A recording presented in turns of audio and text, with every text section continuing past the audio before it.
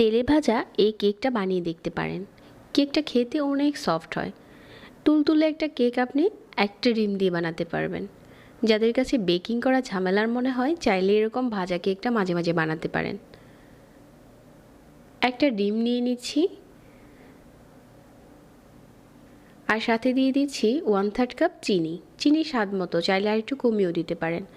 1 চা চামচ vanilla essence.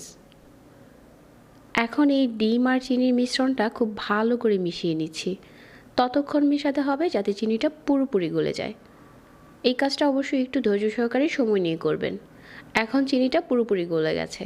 তারপর এখানে 1/3 কাপ দিয়ে দিচ্ছি পাউডার সুগার, আর 1/2 কাপ দিয়ে দিচ্ছি ময়দা, আর দিয়ে দিচ্ছি 1/2 চা চামচ বেকিং পাউডার। সবগুলো শুকনো উপকরণ একসাথে মিশিয়ে নিচ্ছি।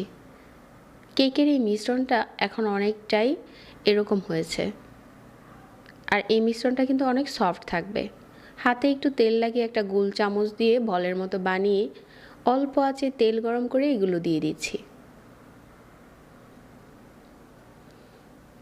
যেহেতু কেকের এই গোলাটা অনেক সফট, হাতে তেল লাগিয়ে এভাবে করে বলের মতো বানিয়ে তো অল্প আঁচে তেলটা গরম করে একটুখানি সময় নিয়ে ভাজলে দেখা যাবে যে এটা আস্তে আস্তে করে কুক হতে শুরু করেছে। চুলার আঁচ বাড়িয়ে ভাজলে কিন্তু এটা ভিতর থেকে সফট হবে না, যেহেতু আমরা এটা কেকের মিশ্রণ বানিয়েছি আর এটা তেলে ভেজে বানাচ্ছি। আর এরকম চুলার আঁচ কমিয়ে রাখলে দেখা যাবে যে এগুলো নিজে থেকেই ঘুরতে শুরু করছে। তারপরও এরকম হালকা হাতে নাড়িয়ে দিতে পারেন, আর উপরটা অনেক বেশি ফাটা দেখা যাবে।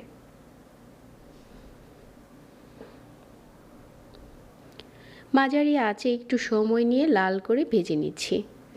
উপরের কালারটা চেঞ্জ হলেই বোঝা যাবে যে এগুলো ভাজা হয়ে গেছে, আর প্রতিটা কেকের গায়ে অনেক বেশি ফাটল দেখা যাবে, আর এগুলো নিজে থেকে ঘুরেই ভাজা হয়ে যাবে।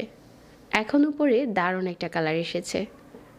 এই পর্যায়ে চুলাটাকে বন্ধ করে দিয়ে আরও একটু এরকম করে নাড়িয়ে নিচ্ছি, যাতে এটা ভিতর থেকে খুব ভালো করে কুক হয়।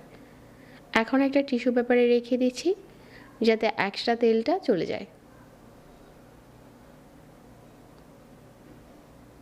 এই কেকটা একটু বেশি করে বানিয়ে সংরক্ষণও করতে পারবেন 2 থেকে 3 দিন। আমি আজকে শুধুমাত্র একটা ডিম দিয়ে বানিয়ে শেয়ার করেছি। যাদের কাছে আজকের এই তেলে ভাজা কেক রেসিপি ভালো লেগেছে, পেজ ফলো করতে ভুলবেন না প্রতিনিয়ত নতুন রেসিপি পেতে। যারা এতক্ষণ সাথে ছিলেন সবাইকে আবারও অনেক অনেক ধন্যবাদ জানিয়ে আজকে এখানে বিদায় নিচ্ছি। আল্লাহ হাফেজ।